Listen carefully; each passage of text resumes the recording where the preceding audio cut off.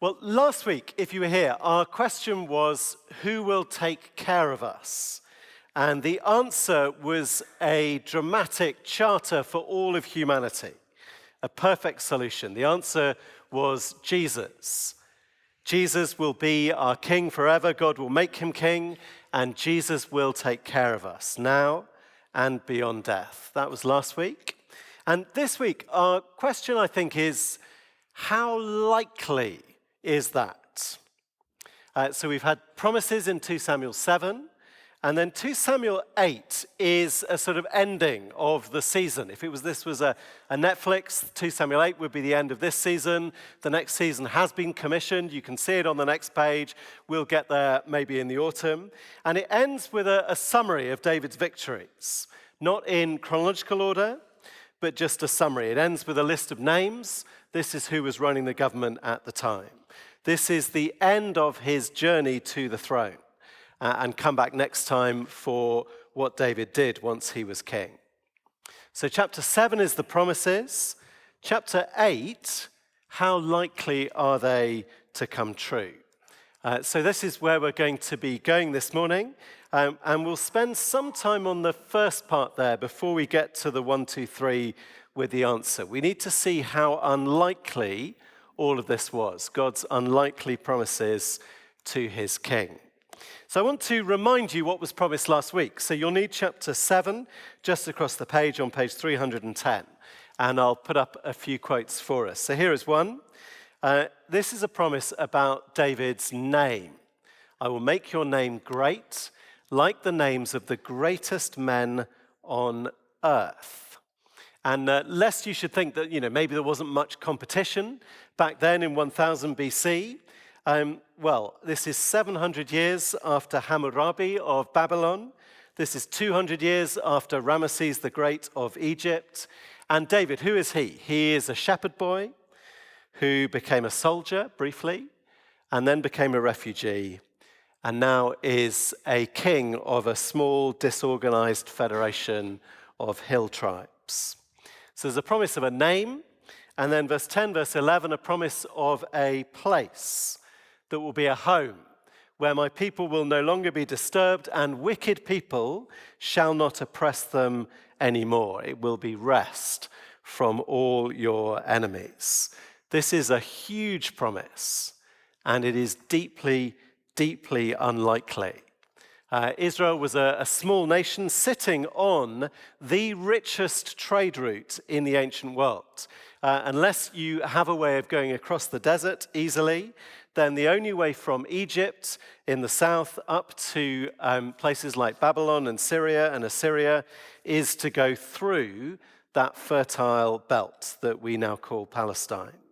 And so the people of Israel then, they felt about global security in the same kind of way that maybe the Lithuanians or the Latvians do today. You only have to be able to read a map to know that somebody thinks you are in the way.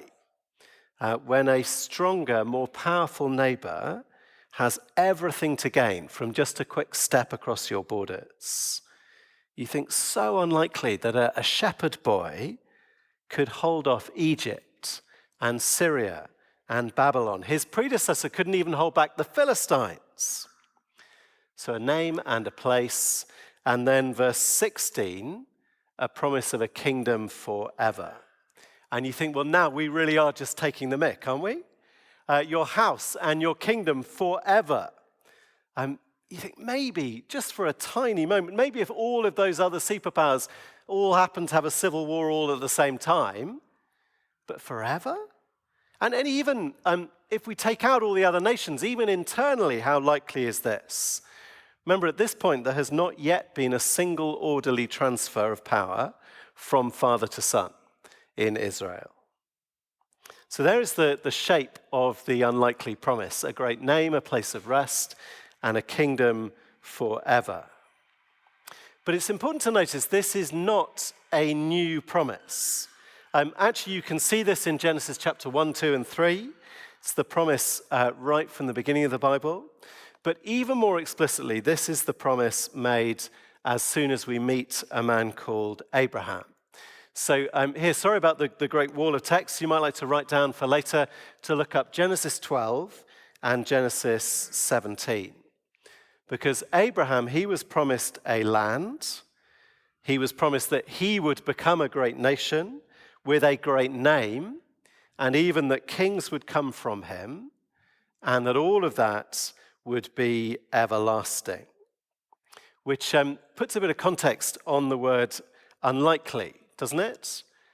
If in David's point, you're able to look back on how God has done on his promises up to that point. So in 2 Samuel 7, God takes David back to two different places in history, back to Egypt, reminds him where they've come from.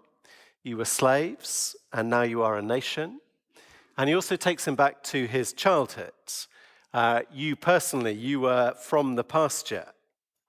And Pharaoh's chariots did not stop God keeping his promise.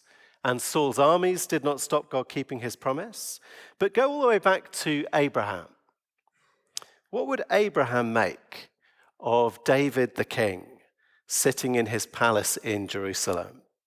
These promises to Abraham: I will make you a great nation, elderly man with no children. Kings will come from you when you have no son of your own. I will give you this land when you live in a tent with no more security than that. Do you think by this point Abraham is smiling? Father Abraham, do you see what God has done with those unlikely promises? And this is where I think we can look back in the same kind of helpful way, because Jesus takes these promises in 2 Samuel 7 and pins his name to them. Verses like the one from Isaiah that Jonathan used at the beginning of the service. Jesus says, it's time for that to happen because I am here. Or Jesus says, who is the son of David?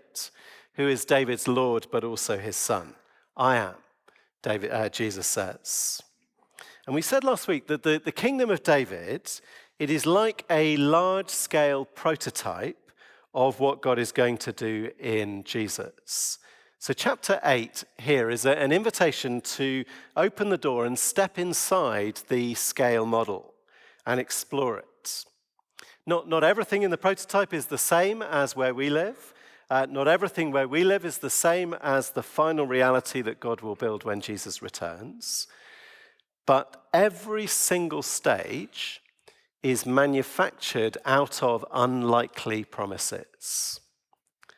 Can you imagine every one of today's global leaders bowing down to acknowledge Jesus as king?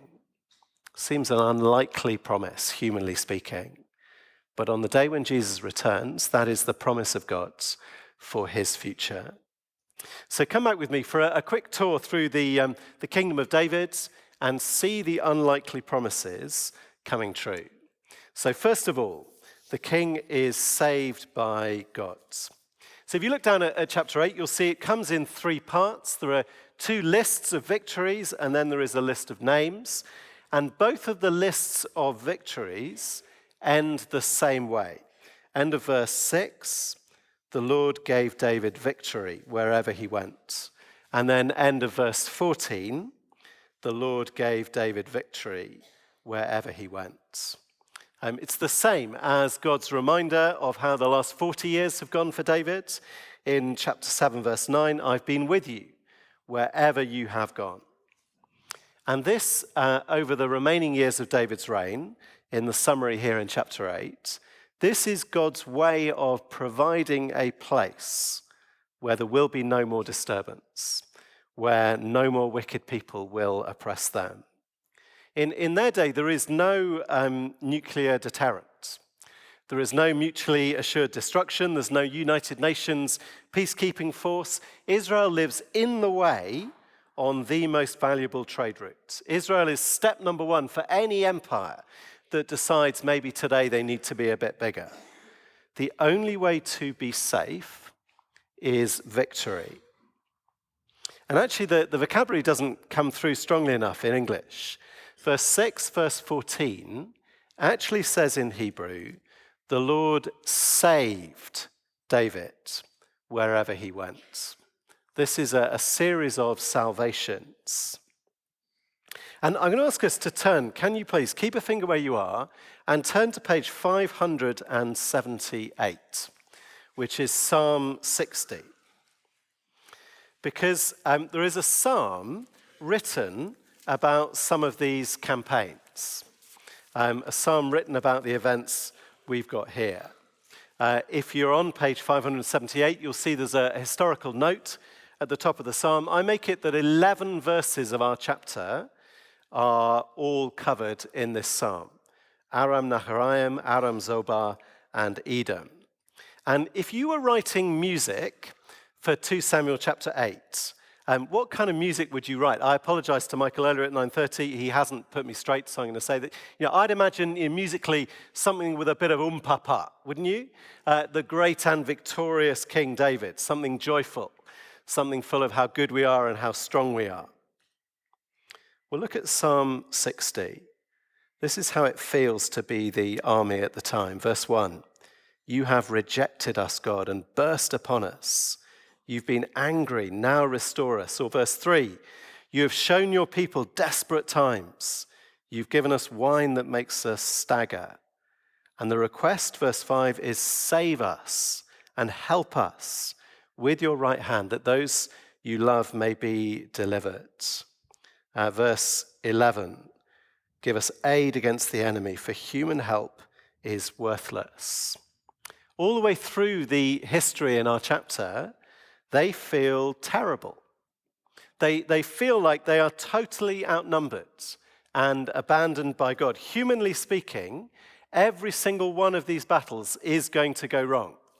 And if you're David, it only has to go wrong once. And then the Arameans are in, and the cities are on fire, and the crops are stolen, and the children are taken away into slavery. There was nothing likely about any of David's victories. There was no 500-year period of gradually increasing GDP and gradual technological advance until somehow there is a good human reason to explain why David won these battles. All they have is a promise. In the psalm, verse 6, God has spoken from his sanctuary. And what God says, verse 7, verse 8, maybe sounds a bit strange to us. Verse 8, here is a view of world history. Moab is my wash basin. On Edom I toss my sandal. Over Philistia I shout in triumph. All places in our chapter. God sees a map of the kingdoms of the world in the same way that you and I maybe see an IKEA catalogue. Sees it as just plate Moab, that just up and make a nice wash basin. Edom, that would be a good place to keep my shoes. I went through the IKEA catalogue quite carefully, looking for ones that I could pronounce.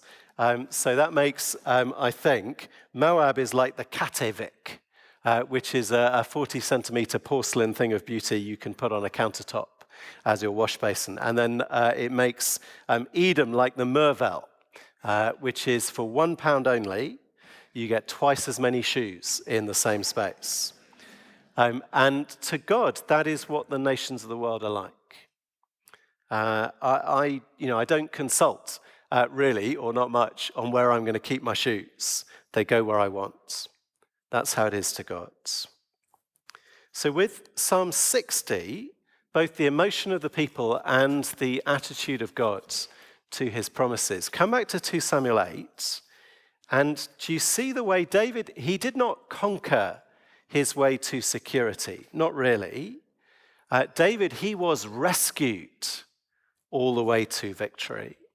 Each time it was obvious to the opponents that they could defeat this tiny little upstart, so they invaded. And each time the people of Israel felt like Psalm 60, and each time God saved them. Now, there are many things we could say about the violence in our chapter and the violence in Old Testament texts in general. I think verse 2 is utterly horrible to read, isn't it? The violent treatment of, a people who are actually David's great-grandmother's people. I think we want the narrator to say, and that was bad. when David did that. But actually, he doesn't pass comment either way, which is standard, really, in Old Testament narrative and Bible narrative. He will comment sometimes, but there are at least two other places in chapter 8 where David acts in ways that we think are almost certainly wrong. The chariot horses and the priesthood of his sons. But more than that, when we read these sections, we need to remember what changes with the arrival of Jesus for Christians. Jesus told Pilate, "My kingdom is not of this world. If it were, my servants would fight to prevent my arrest by the Jewish leaders, but now my kingdom is from another place." So since the time of Jesus, Christians exist inside other states, from the time of Pilate all the way until we see Jesus again. There is no place at all now for fighting to build the kingdom of Jesus, however you think that might be done, whether that is smashing windows in a mosque in the East End today, or claiming that God wants us to protect the missionaries during the 19th century. Certainly, there is no Bible reason for Christians to take one side rather than the other in current wars in the Middle East, where today we have blood being shed right across all the same territory listed here. But then again, even within this text, this is about rescue rather than conquest and violence. See it maybe through the eyes of Abigail. Abigail, she grew up in a war zone. We meet her in 1 Samuel. She lived in Carmel on the front line between different warring states. Then she ended up on the run with her husband David. And now, at the time this is written, she's trying to bring up her children on the thin strip of land surrounded by enemies, with only the unlikely promise of God that she and all her people would be safe. And then she watches over the 30 years that her husband was king. The Lord saved David wherever he went. For the scale of this, and again, apologies if I name a country that someone is from, but for scale, we need to read verse 3 as if you open the papers tomorrow and they told us that Ecuador had defeated the United States of America, 2 wars in a row. War number 1 is actually in chapter 10, when David tries to be kind to one of his neighbors, the Ammonites, and they hire 20,000 men under the command of Hadadezer to come and attack David. It's like the full might of the US Army came to help Colombia invade Ecuador and was defeated. So that didn't go very well. So verse 3, they try again. They think, let's come back and restore the natural order of things. The empire beats the tiny country nearby. So the emperor from the north shows up again with all his aircraft carriers and F-16s and loses again. And verse 3, verse 4, it's sort of, I don't know what you do. You'd kind of tow the aircraft carriers in up the river, park them in Guayaquil, and try and work out what you're going to do with them. David, saved by God. That's point 1. Then point 2, saved to the uttermost. And that is vocabulary that I've stolen from the book of Hebrews, which is also where I've stolen the idea of a prototype as a way of understanding the Old Testament. And in the book of Hebrews, we're mainly doing that with the priesthood of Jesus, how much better he is than all the priests in the prototype. But you can do the same with any of Jesus's roles and responsibilities. You could do it with prophet, you can do it with king. And so here in chapter 8, we have God's king, saved by God, so that he can save to the uttermost. The word all is one of our theme words this week. We said last week it was house or it was forever. Well, the word all, translated slightly differently, it is in verse 4 and verse 6 and verse 9 and verse 11, and it's 3 times in verse 14 and it's twice in verse 15. And the Lord is with David wherever he went, everywhere, all of the places that he went. Saved him on every occasion. You can see as well, this is the uttermost from the geography. So we go round the compass. We go from the west in verse 1. We jump to the east in verse 2. We deal with the north and the far distant north in verse 3 and verse 5. And we finish up in the south in verse 13. And along the way, the Lord saves his king from enemies big and small, enemies culturally similar and culturally very different, those who are near, those who are far. And we end up describing the full extent of the crazy borders that were offered to Abraham in Genesis 15. And not only are these places driven back, but actually the rivers or the caravans of treasure pour in from there, tribute and tribute and tribute, gold and silver and bronze. And the promise of a name is there in verse 13 of chapter 8. It says, David became famous. Again, literally, that's about his name. The promise comes true. But unlike most leaders and kings and rulers, David is not king for himself. Third point, he is king for his people. And you see the benefit of a king like David, a king like Jesus, in two short incidents. One is verse 9 and one is verse 15. Verse 9 is about King Tu of Hamath. And again, if we're running the Ecuador USA parallel, well then Tu is the Justin Trudeau of the ancient world. As in the ruler of the kingdom beyond the USA. This is Canada. And at the start of David's reign, it is very, very unlikely that Justin Trudeau would think it was worth striking some big alliance with the people all that long way away, the tiny country. But by verse 9, verse 10, King Tu is doing the thing that makes sense. Given the way that God is saving David everywhere David goes, then the obvious thing to do is to ask to be his friend. He sends his son to congratulate him, and he brings with him presents of gold and silver and bronze. And in the shape of the Bible story, this is Psalm 2, where the kings of the earth are encouraged to kiss the son while there is still time. It's the same kind of thing that we're doing in all the events in the week leading up to Easter. Jesus is declared king. He will be king everywhere and of everyone. And this is the opportunity to make friends with him so that when you meet that king, it will be as his friend, as his ally, as one who will save you. And then the second window is in verse 15. How the rule of this king is for his people. Verse 15, David reigned over all Israel, doing what was just and right for all his people. Again, all Israel, all of his people. And that is totally different from what we've had up till now. Eli's sons, you may remember, 1 Samuel, did not do justice. Samuel's sons, same again. Saul and the chaos under the rule of Saul, where if he was angry, you might get pinned to a wall. Here is the job of government, but here is the job of the righteous king to bring justice and righteousness even-handedly, securely, totally, for all of his people. The king in the Bible is a sin technician.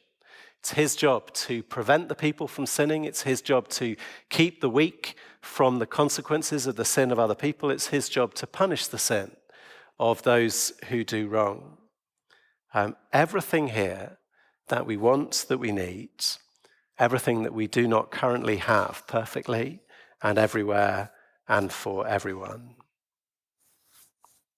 So as we come towards the end, let me just make some changes to what we said at the beginning. We asked the question, how likely is this to come true? We said, so unlikely. Don't make me laugh, these promises. I think now change that to so easy for God. None of this seems like a stretch for God, does it? The name of the great king, Hadadezer. It means Hadad is my help, his God Hadad. But in Psalm 60, the army under pressure says, give us your help, God, because human salvation is just empty. God's promise is so strong that even a global superpower, he says, that's just my shoe stacker, and I'll move it if I need to. So easy for God to do this for David, not even really a stretch for him. And yet, also it lasted for such a short space of time. So when this was written and put into a book, it wasn't sort of like the newspaper, Daily News. This was written after we know some of what happens next. And so the sadness is crowded in. And we see the warning signs already. We see horses, we see sons who are priests, we see violence, we see Joab, we see bloodshed. And the readers would know some of the sequel, and we will in a few months whenever we come back to 2 Samuel. God has established this king. This king is sin-proof. This is his final answer, but we are still waiting for Jesus. So 2 thoughts as we wait, and then we'll close.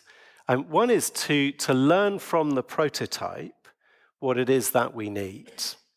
I think particularly in London, maybe we think that what the world needs is a sort of civil servant. What the world needs from Jesus, a sort of like an American diplomat maybe, come with a charter of rights and a ceasefire to negotiate. Whereas the prototype, the kingdom of David, and how Jesus explains it himself and how Jesus talks of his return, is unavoidably a single-person ruler. That is the answer. Someone who will defeat all evil, bring justice for all. And at the return of Jesus, this is what will happen. Every knee will bow, where either you're his friend or you're his enemy. And then second reflection, the unlikely promises that we have offered to us.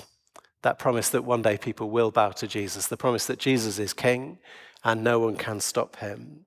And maybe we believe them when we're in here and we're surrounded by other people who believe them too, and we sing the songs all about them. But maybe every step out of this building, as everything else presses in around us about our world and the assumptions of people we know, and it seems less and less likely that these are true. Well, again, let the work of 2,000 years, 4,000 years do their work. Think of Abraham smiling at David, this great king, all descended from him. And then think of Abraham smiling at a global church today of billions from every tribe and nation. Think of Abraham looking across the room, really, at the resurrected Jesus, sitting on his throne, having defeated death and sin and guilt and Satan, and waiting only to return and claim his kingdom.